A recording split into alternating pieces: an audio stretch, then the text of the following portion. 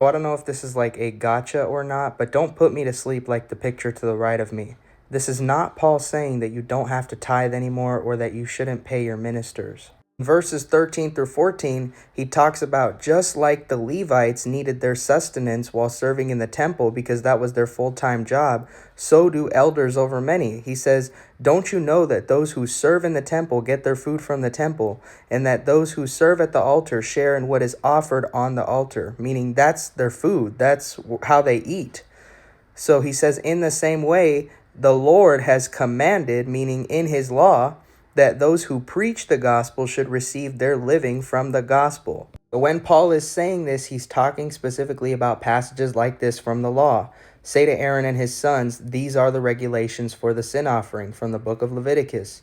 The sin offering is to be slaughtered before Yahweh in the place the burnt offering is slaughtered. It is most holy. Then he goes on to say, the priest who offers it shall eat it. Meaning this is how he avoids starving to death. It is to be eaten in the sanctuary area in the courtyard of the tent of meeting. So if you're a priest, you offer wisdom and guidance and counsel to the people. You are a mediator between them and God. You basically declare forgiveness over them. And you also technically eat lunch with God. This is why in verse 15, Paul says, but I have not used any of these rights, meaning he can get paid if he wants to. He's just choosing not to. He doesn't want to be compelled by money. And he says, and I am not writing this in the hope that you will do such things for me, for I would rather die than allow anyone to deprive me of this boast. Meaning he wants his bragging to be in the rewards that God is going to give him for choosing to do this on a free/voluntary basis.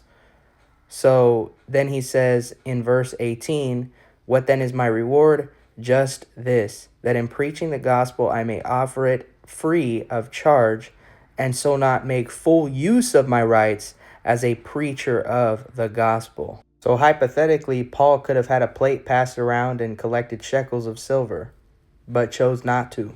So, sir, if you existed in the first century and you were faithfully attending a congregation, an apostle like Paul could hypothetically compel you for payment as well as that congregation, and they would not be in sin. So Paul is alluding to Numbers chapter 18, where it says, and behold, I have given the children of Levi all the tenth in Israel for an inheritance for their service which they serve, even the service of the tabernacle of the congregation.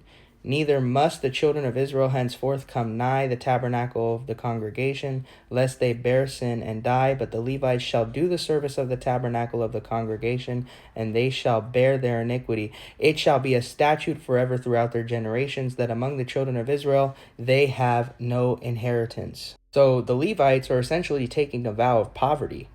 And if you have ministers who are taking a vow of poverty, how are they going to live unless the congregation or the assembly helps them? So yes, the principles of this verse, even though there is no actual Levitical priesthood, extends to the deacons and elders system of the New Testament, which is something that I want to do a more comprehensive video on when I get the time to do that. Because even when they are described, Paul talks about how they deserve their pay too.